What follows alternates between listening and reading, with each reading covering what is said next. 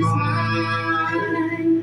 Oh, what a foretaste of glory divine. Heir of salvation, purchase of God, born of His Spirit, washed in His blood.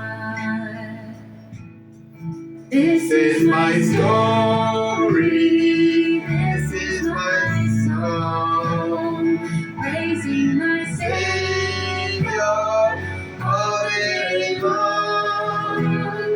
This is my story, this is my song, praising my Savior all the day long.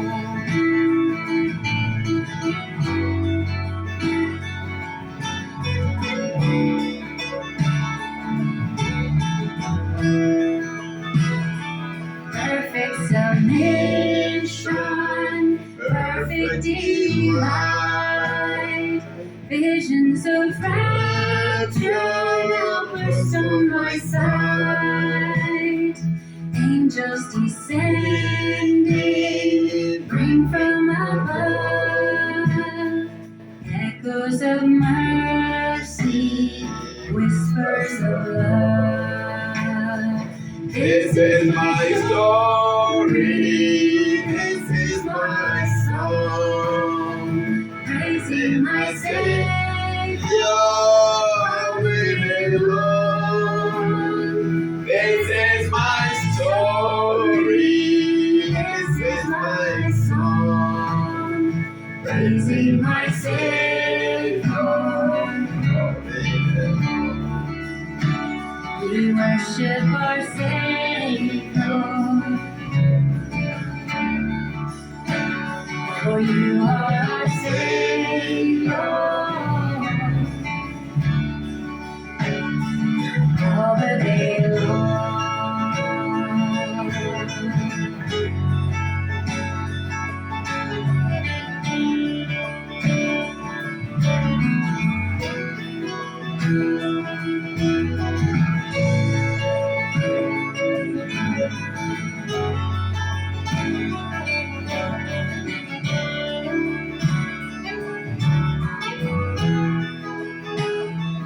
Perfect submission, all is at rest.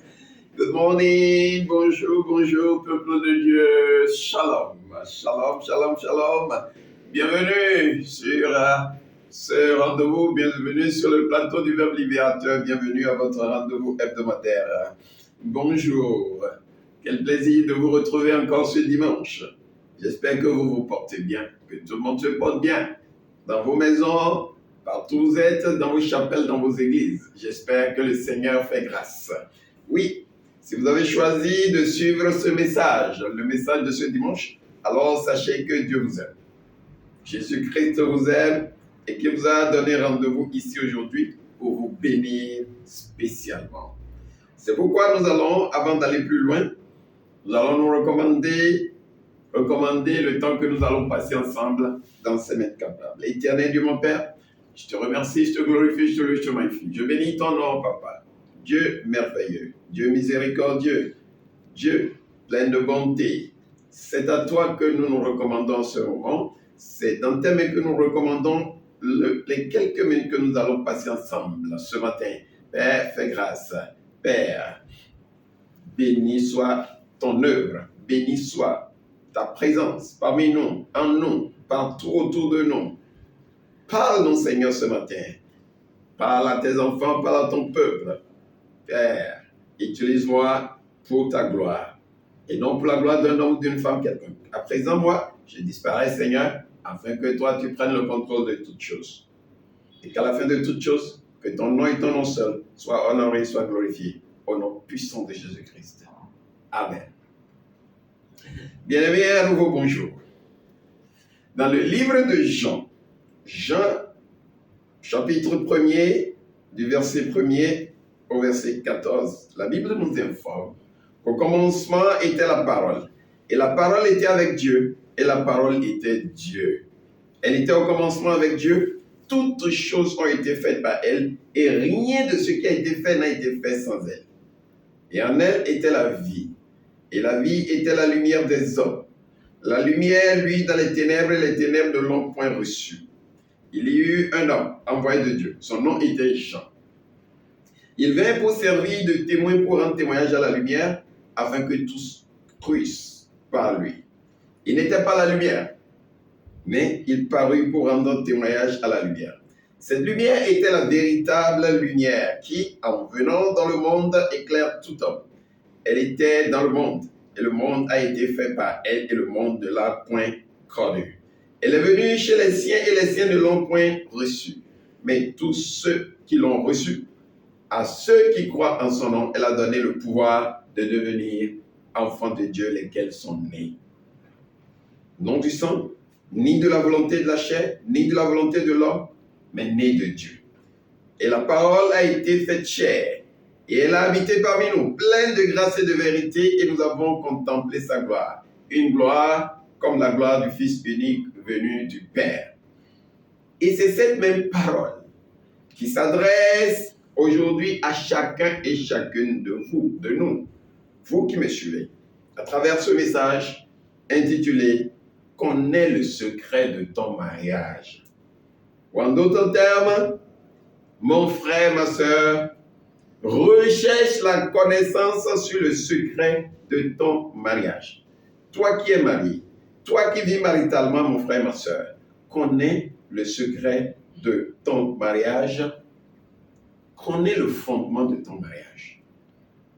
Comment es-tu marié? Sur quoi as-tu bâti le fondement de ton mariage? Sur Christ le rocher ou sur quoi d'autre? Connais le secret de ton mariage. Bien-aimé, si tu es marié et si tu vis dans un foyer conjugal, cherche à connaître le secret du fondement de ce mariage. Car devant Dieu, l'ignorance n'est pas une excuse, et c'est pourquoi il est écrit dans le livre d'Osée, chapitre 4, verset 6, que le peuple de Dieu est détruit parce qu'il lui manque la connaissance. Et si tu as rejeté la connaissance, sache que Dieu te rejettera et tu seras dépouillé de son sacerdoce. Le même passage nous dit que toute personne qui oublie la loi de son Dieu sera oubliée, et ses enfants aussi seront oubliés. Je prie que nos erreurs n'impactent pas négativement nos progénitures, nos enfants, au point de les éloigner de Dieu. Bien, ce matin, le Seigneur a choisi de nous parler sur le mariage, le fondement de nos mariages. Est-ce que tu sais sur quoi est bâti le fondement de ton mariage? Mon frère, ma soeur, toi qui m'écoutes en ce moment, qui est marié depuis combien d'années? 2 ans, 3 ans, 5 ans, 10 ans, 20 ans. Est-ce que tu sais sur quoi ton mariage est basé, est assis? Tu sais sur quoi ton mariage est établi? Quel est le fondement de ton mariage? Quel est le secret qui est caché dans le fondement de ce mariage? As-tu jamais posé la question à toi-même, à Dieu, de te révéler sur quoi est fondé ton mariage? Voilà un peu le sujet qui nous occupe ce matin sur le plateau du Verbe libérateur. Bien-aimé, tu es marié et tu vis maritalement en ce moment. Alors, que sais-tu de ton mariage? Si tu ne connais rien sur les fondements spirituels de ton mariage, si tu ne connais ni les points forts, ni les points faibles de ton mariage, alors tu es perdu. Ayons le courage de le dire.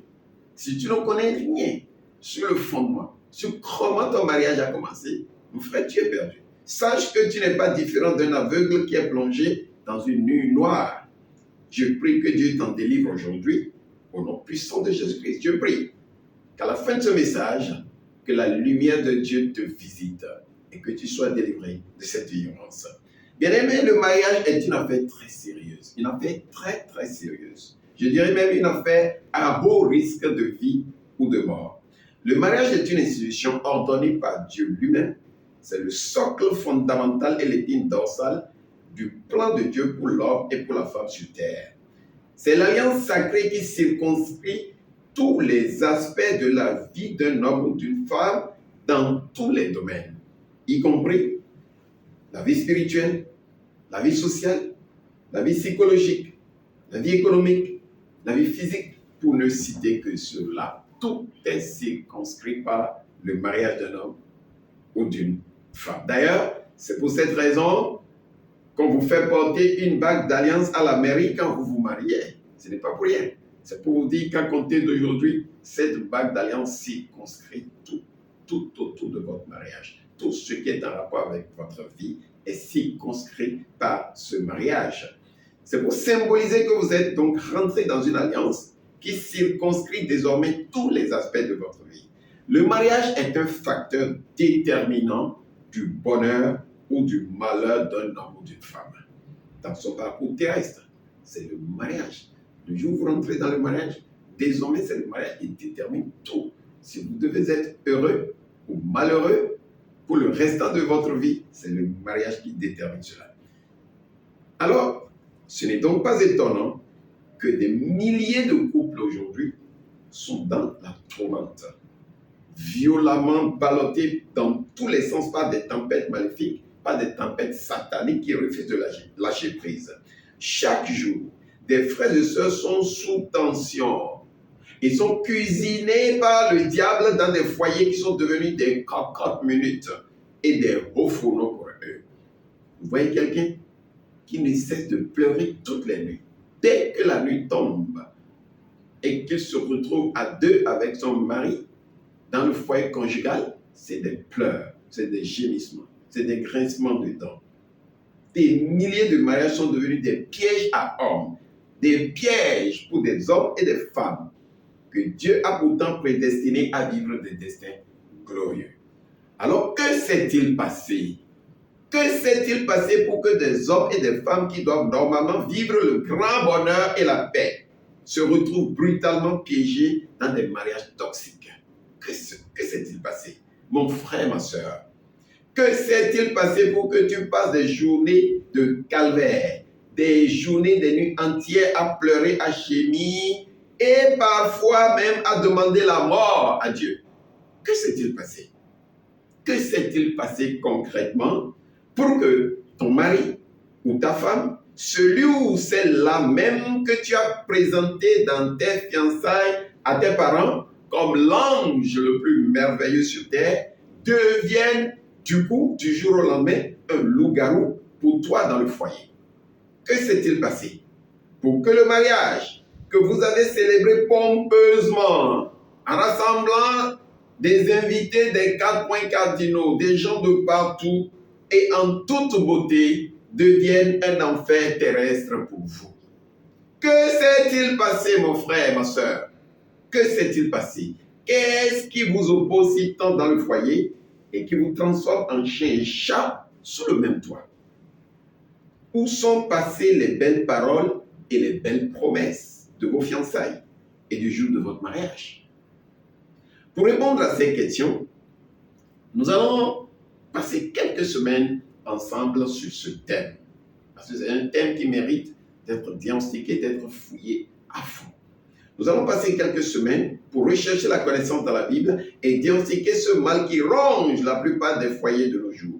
Nous irons étape par étape et je voudrais commencer par rassurer les frères et sœurs que notre intention n'est nullement de donner des leçons à qui que ce soit.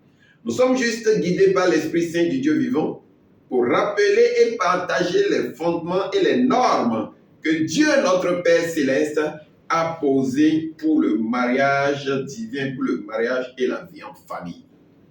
L'intention de ce partage sur le plateau du Verbe libérateur, c'est juste pour nous aider, pour aider un frère, pour aider une sœur à retourner et recouvrer les promesses fondamentales de paix et de bonheur que Dieu nous a faites en institutionnalisant le mariage. Aujourd'hui, pour commencer, je voudrais juste attirer notre attention sur quelques versets bibliques qui posent les fondements du mariage tel que voulu par Dieu. Le premier passage que nous allons prendre comme exemple est tiré du livre de Genèse. Genèse chapitre 2, verset 18 notre texte de référence. Et là, je cite l'Éternel. Dieu dit, il n'est pas bon que l'homme soit seul. Je lui ferai une aide semblable à lui. Genèse chapitre 2, verset 18. C'est Dieu lui-même qui parle là. Il n'est pas bon. Il a dû constater quelque chose. Dieu a dû constater quelque chose quand il a créé Adam et que Adam était seul. Ève n'était pas encore créée. Dieu a dû constater une imperfection, une insuffisance quelque part. Il a constaté qu'il y a quelque chose qui n'allait pas. Alors il fit cette déclaration, il n'est pas bon que l'homme soit seul. Je lui ferai une aide semblable à lui. Le deuxième passage est aussi tiré de Genèse chapitre 2, verset 21 au verset 24, et je lis au nom de Jésus. Alors l'Éternel Dieu fit tomber un profond sommeil sur l'homme, qui s'endormit. Il prit une de ses côtes et referma la chair à sa place.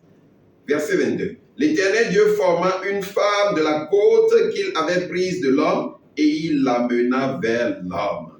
Verset 23. Et l'homme dit, voici cette fois celle qui est os de mes os et chair de ma chair. On l'appellera femme, parce qu'elle a été prise de l'homme. Là, c'est Adam qui parlait. Dès que Dieu a créé la femme, Ève, il l'a amenée vers Adam. Adam reconnut aussitôt que cette créature n'était rien d'autre que l'os de ses os, la chair de sa chair. Il lui-même l'a nommée femme, parce que la femme a été prise de l'homme. Lorsque vous lisez attentivement ces deux passages bibliques, bien-aimés, avec des yeux spirituels et un esprit de compréhension spirituelle, vous vous rendrez compte qu'il y a trois vérités fondamentales qui s'enchevêtrent dans le processus qui a conduit à la création de la femme. La première de ces trois vérités, c'est que la femme n'aurait jamais existé si l'homme n'était pas créé. Parce que si l'homme n'était pas créé, d'où est-ce que Dieu tirerait la côte de l'homme pour créer Ève, pour créer la femme? Donc, c'est l'homme qui a engendré la femme.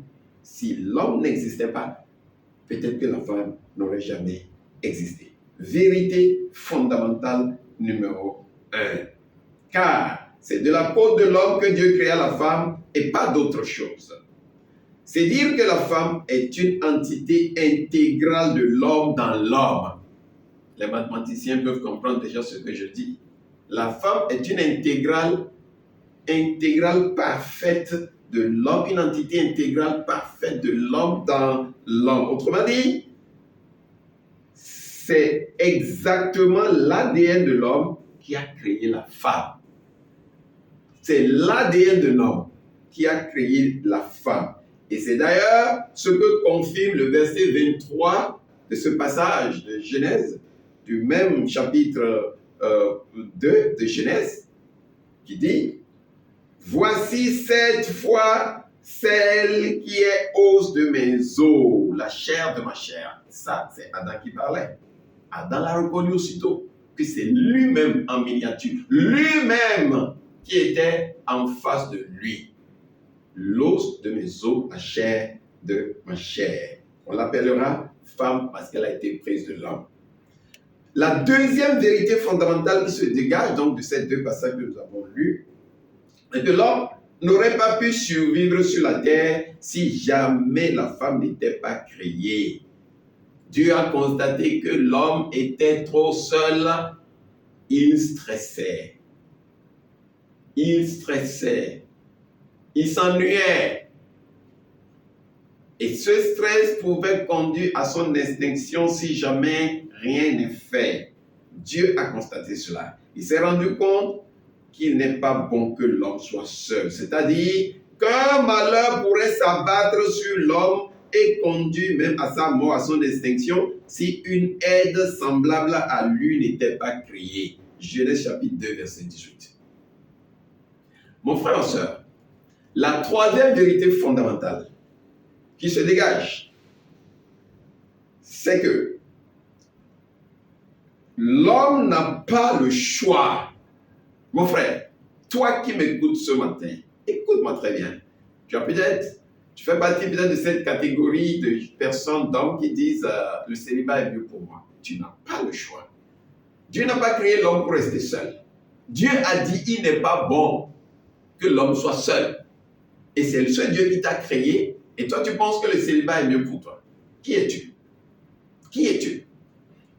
Alors donc, la troisième vérité, c'est que l'homme n'a pas le choix. L'homme n'a pas le choix pour vivre de manière équilibrée dans le grand bonheur. L'homme a l'obligation de s'attacher à sa femme pour retrouver son intégralité. Genèse chapitre 2, verset 24. Tu ne peux pas vivre seul, mon cher. Tu souffres parce que tu ne fais rien pour retrouver ton aide semblable à toi, l'os de ton os, la chair de ta chair. Pas la chercher.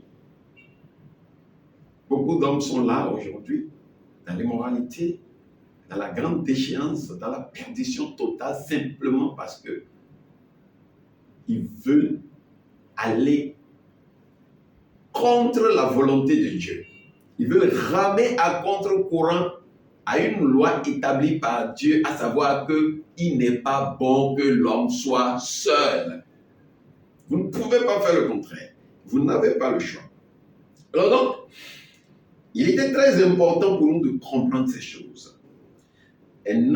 Si un homme n'est pas marié, s'il n'est pas attaché à une femme pour devenir une seule chair, si l'homme ne bénéficie pas de l'aide d'une femme, il ne peut pas connaître la paix et la joie de vivre. C'est Dieu qui l'a voulu ainsi. C'est Dieu qui l'avait fait ainsi.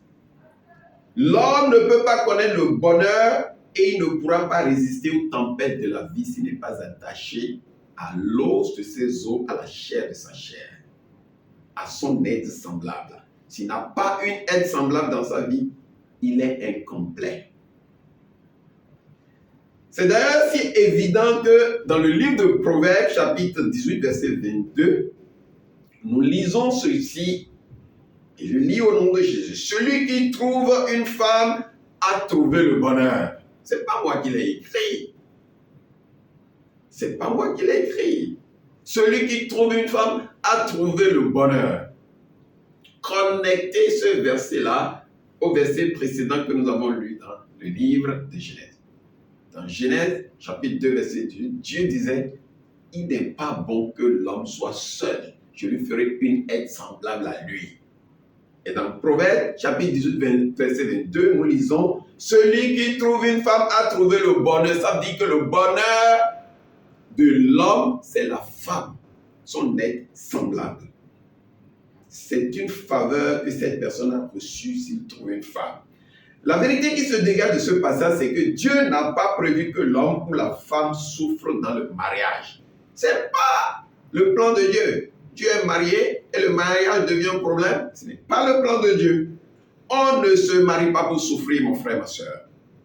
Si la souffrance arrive dans une union conjugale, c'est qu'il y a forcément eu une erreur quelque part.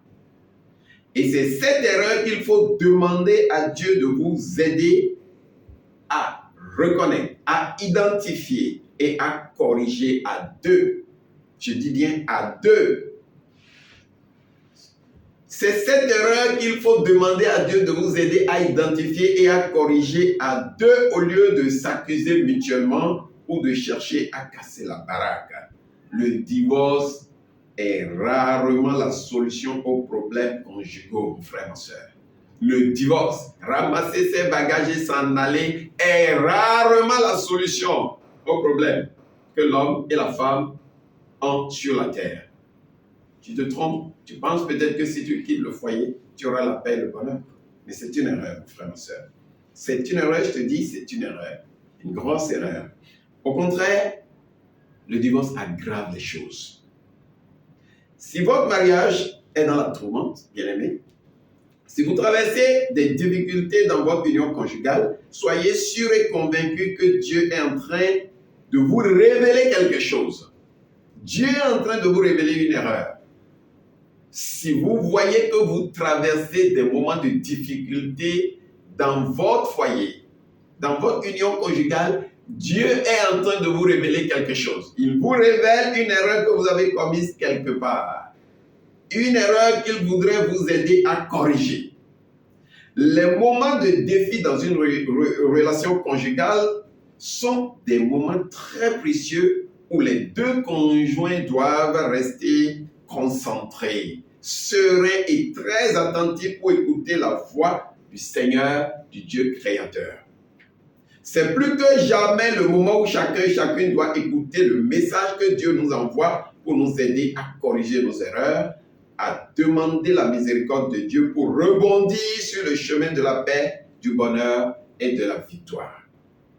Si vous traversez des problèmes, des difficultés, des défis dans votre foyer, ne vous alarmez pas, concentrez-vous, parlez à Dieu, priez, tenez-vous la main à deux, parlez à Dieu.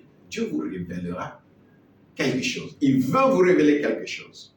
Il veut qu'une erreur qui s'est glissée dans cette union, dans cette relation, soit corrigée le plus tôt possible pour vous permettre de continuer à vivre le vrai bonheur et la victoire incontestable. Mon frère, ma soeur, voilà la vérité, toute la vérité. Si votre mariage est dans la tourmente, ne vous alarmez pas. Ne vous alarmez pas du tout. Restez concentrés. Parlez à Dieu. Parlez entre vous, entre conjoints. Ce n'est jamais le moment de fuir, de se bagarrer et de ramasser ses bagages pour déserter le foyer conjugal. Vous avez peut-être raté le cheminement normal. Oui, peut-être, ça arrive.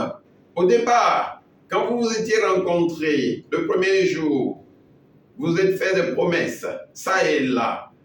Vous n'avez pas invité Dieu dans cette affaire. Vous n'avez pas mis Dieu au devant de votre affaire. Vous avez commis l'erreur de vous précipiter dans une union conjugale sans demander, rechercher la face de Dieu, sans écouter la volonté de Dieu. Ça peut être une erreur.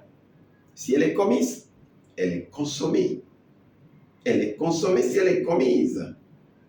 Tout ce que Dieu attend de vous en ce moment où vous avez commis l'erreur et que vous êtes retrouvé dans le foyer, dans une union conjugale sans avoir recherché la face de l'Éternel, sans avoir écouté sa volonté, tout ce qu'il attend de vous, c'est de faire pénitence, c'est de demander sa miséricorde.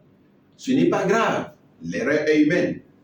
Ne vous détestez pas, ne vous condamnez pas et ne cherchez surtout pas à vous auto-flageller, à vous auto-détruire à cause d'une erreur fatale, une erreur consommée.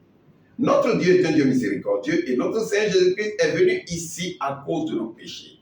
Dieu sait que nous sommes des pécheurs, que notre foi est chancelante parfois, qu'il nous arrive parfois de nous précipiter dans des décisions hâtives. Et c'est pourquoi Jésus-Christ est venu mourir sur la croix de Golgotha pour nous absoudre et nous accorder la rédemption. Mon frère, ma soeur, ne déteste pas ton conjoint, ta conjointe. Mon frère, ne déteste pas ta femme. Ma soeur, ne déteste pas ton mari. Ne vous détestez pas.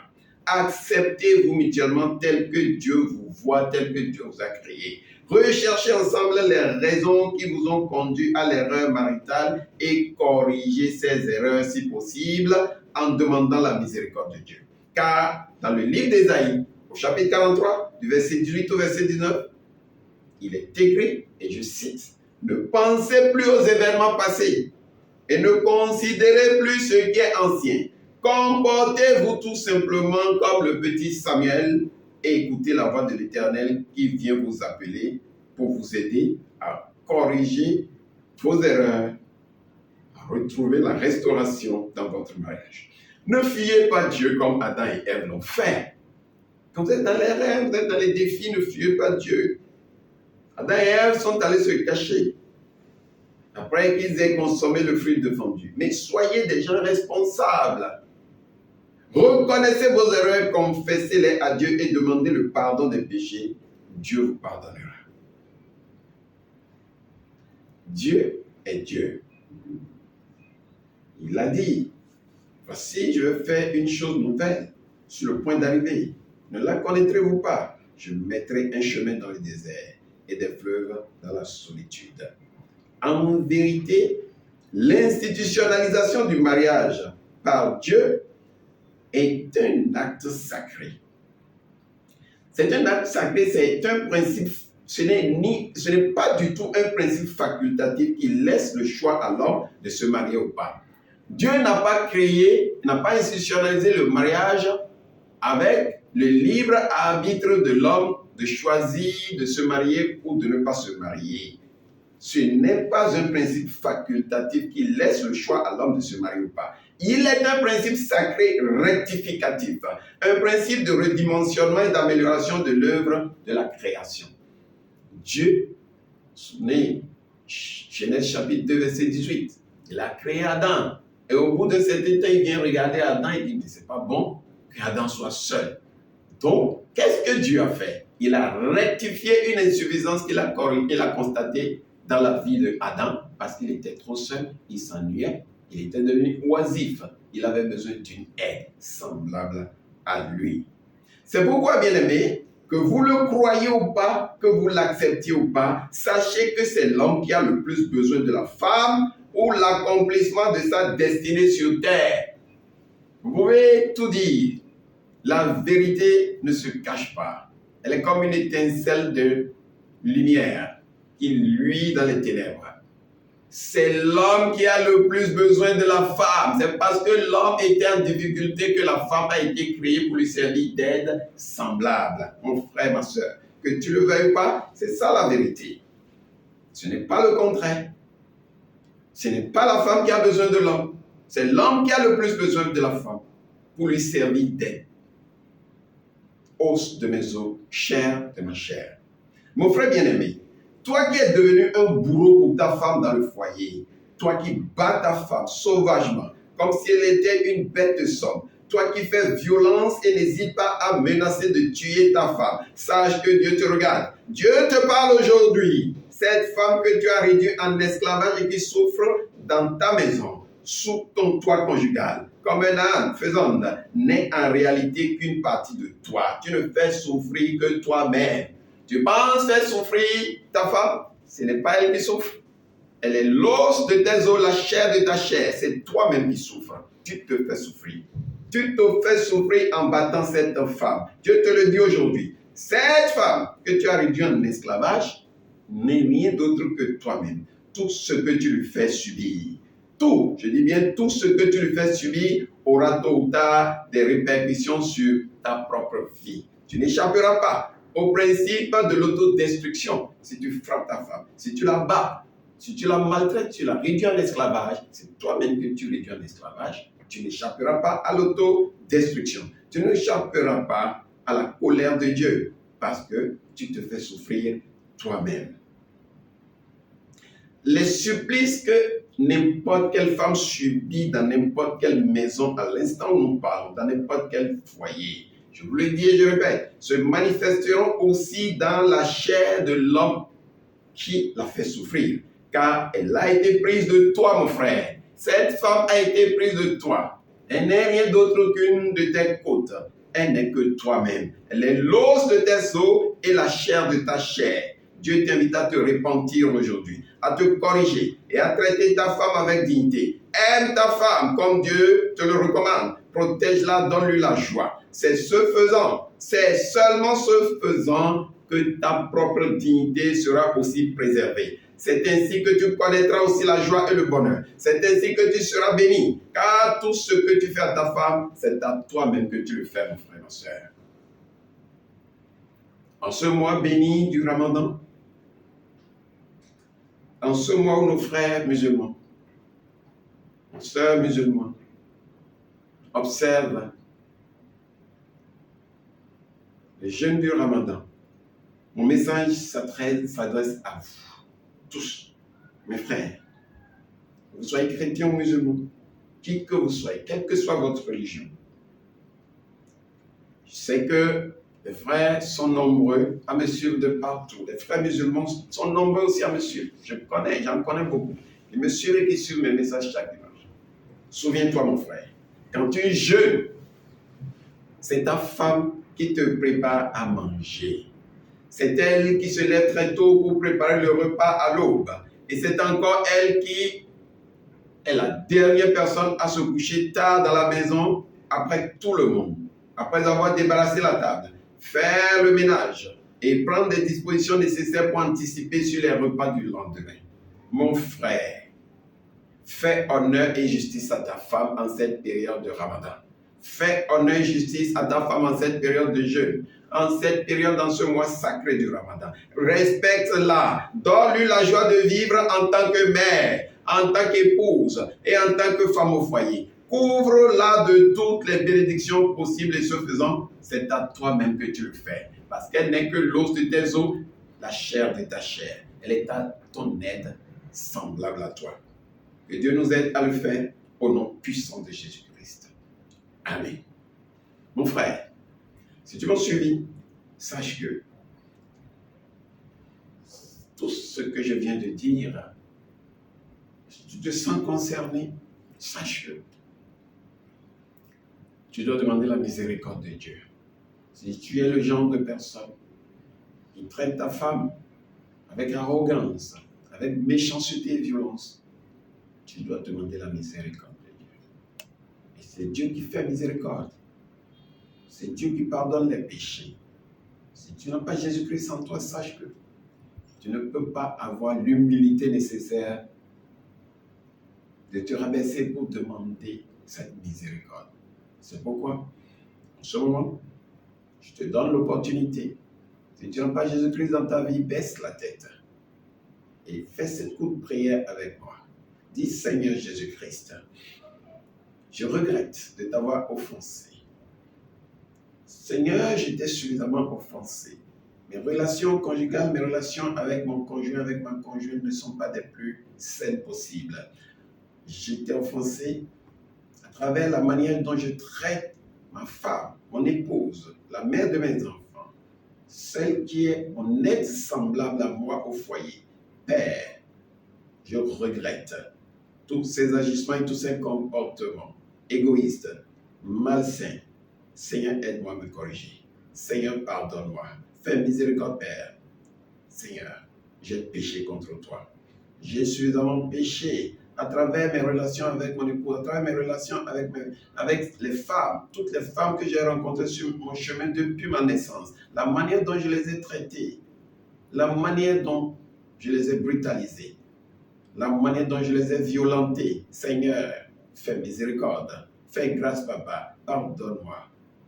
Pardonne-moi. Ma soeur, si tu es dans le cas aussi et que tu es le genre de femme qui est violente et qui brutalise, qui manque de respect à ton mari, à ton époux, tu dois aussi confesser Jésus-Christ. Tu as besoin de Jésus-Christ, alors parle à Jésus.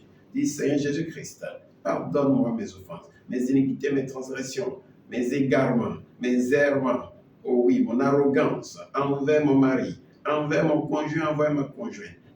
Père, fais miséricorde. Seigneur, ce sont mes péchés. Mes péchés sont lourds. Ce sont mes péchés qui m'empêchent de vivre une vie de sainteté, de vivre le bonheur que tu as prévu dans le foyer. Papa, je viens à toi aujourd'hui. Je confesse ces péchés, tous ces péchés d'immoralité.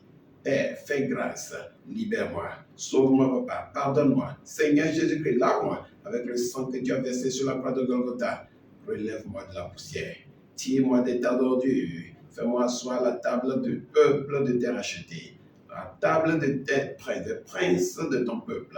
Père, pardonne-moi. Je dis adieu au péché. Je dis adieu à la violence dans mon foyer. Dans mon foyer, dans mes relations conjugales avec mon épouse, avec mon époux, je dis adieu. Père, fais grâce.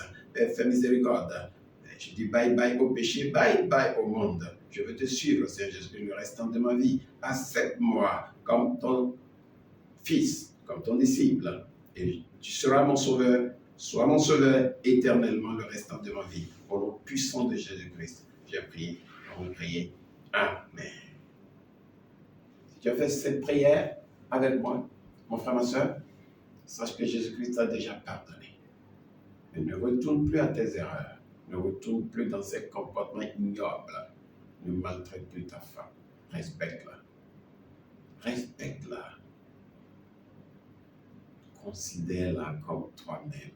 Elle est l'os de tes os, la chair de ta chair, une aide semblable à toi. Elle n'est pas différente de toi. Ma soeur, pareil, Si tu es le genre de femme qui manque de respect à ton mari, la Bible dit qu'il faut que tu te soumettes parce que tu n'existerais pas sans l'homme. C'est de la côte de l'homme que tu es créé. Alors, soumets-toi à ton mari. C'est ainsi que tu auras le bonheur dans le foyer conjugal. Souvenez-vous, souviens-toi mon frère, souviens-toi ma soeur, que le mariage n'est pas fait pour devenir un ring de pugilat, un terrain de violence, terrain de bagarre. Ce n'est pas un lieu de bagarre, c'est un lieu de bonheur. Dieu nous a fait grâce, nous a accordé cette grâce de vivre avec notre être semblable pour vivre le bonheur. Que Dieu vous aide à le faire. Continue par suivre Jésus-Christ. Continue par faire la volonté de Dieu. Lis ta Bible. Lis, accroche-toi à ta Bible. Fais le cheminement avec Jésus-Christ comme ton sauveur personnel et Seigneur. Il continuera par te soutenir. Il soutiendra ton foyer. Il te soutiendra dans ta relation conjugale avec ton époux ou avec ton épouse. Amen. Père, présent, je voudrais prier pour tes enfants, tous les foyers dans le monde entier. Père, tous ceux qui vivent l'amour parfait, ceux qui ne vivent pas l'amour parfait, je les recommande dans tes mains maintenant. Que ceux qui n'ont pas l'amour parfait dans leur foyer puissent comprendre à travers ce message. Ils ont un pas décisif à faire. Ils ont un cheminement à faire avec toi pour reconnaître là où le ver s'est glissé dans le fruit, pour reconnaître l'erreur qui tourmente leur foyer, l'erreur qui crée un terrain légal pour le diable et ces démons pour Satan et ces démons pour venir les affliger. Papa, je recommande tes enfants et tes maintenant, tous les couples du monde entier, les hommes et les femmes mariés, ils vivent en couple, papa, je te les recommande. Les fondements des mariages renversés ça et là, dans le monde entier. Papa, restaure-les. Restaure les fondements des mariages renversés. Restaure-les. Car c'est toi seul qui peux restaurer. C'est toi qui restaure. C'est toi qui sauve. C'est toi qui ressuscite les ossements desséchés. Tout ossement desséché. Dans les fondements des mariages des frères et sœurs qui m'écoutent en ce moment. Même ceux qui ne m'écoutent pas. Papa, où qu'ils soient, où qu'elles soient. Leurs fondements ou les fondements de leur mariage sont renversés. Aide-les, papa. Restaure-les. Réveille les fondements des mariages renversés. Des mariages pollués par les erreurs de chacun et chacune. Les erreurs des uns et des autres. Papa, aide-nous. Papa, aide-nous. Aide tes enfants qui t'écoutent en ce moment. Les femmes et les hommes qui souffrent dans le mariage. Les femmes et les hommes qui sont confrontés, Père, à la violence dans leur foyer conjugal. Ils sont confrontés à des défis immenses. Ou pour qui le foyer, le mariage est devenu un piège sans lendemain, un piège infernal. Papa, sauve-les. Papa, sauve-les. Guéris-les. Guéris les fondements des mariages renversés. Guéris-les, papa. Fais miséricorde, papa. Restaure la paix, la joie et le bonheur dans chaque foyer, chaque famille, chaque relation conjugale. Restaure la paix et la joie. Restaure le bonheur. Fais grâce, papa. Papa, redonne la joie à tes enfants. Redonne la joie à tes enfants. Tes enfants qui ont perdu la joie depuis qu'ils se sont mariés, qui ont perdu la joie à cause des tourmentes, à cause des tempêtes incessantes dans leur foyer. Papa, mets fin à ces défis.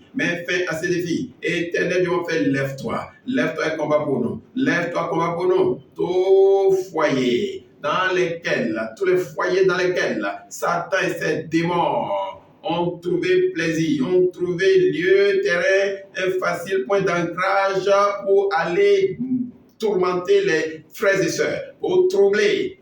Partout où des foyers, papa, sont devenus des marchés pour Satan et ses démons. Ils vont y acheter, ils vont y vendre, ils vont y défouler. Papa, fais grâce, mets fin, papa, à ces tourments, mets fin à ces souffrances. Guéris-les.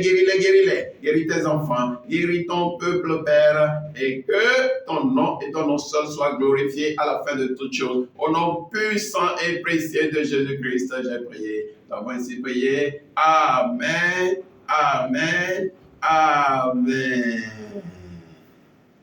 Mon frère, ma soeur, que Dieu te bénisse où que tu te trouves, où que vous trouviez. Que Dieu vous bénisse, que Dieu vous élève, que Dieu vous restaure, que Dieu restaure les fondements de votre mariage, de vos mariages. Soyez bénis. Et n'oubliez pas, ce n'est que l'introduction à notre message sur ce sujet. Connais les secrets de ton mariage. Dimanche prochain, nous allons continuer ce message. Nous allons creuser à fond, savoir pourquoi tes frères et sœurs se sont retrouvés en prison dans les mariages qui devraient être des sources de bonheur et de bénédiction pour eux. Nous verrons tout ça. Avec l'Esprit de Dieu, avec l'Esprit Saint, avec l'accompagnement de Dieu, avec la grâce et la faveur, le soutien de notre Seigneur Jésus-Christ. À la fin de ce message, chacune retrouvera la sérénité, la paix et le bonheur. Au nom puissant de Jésus-Christ. Soyez bénis, bon dimanche. Shalom.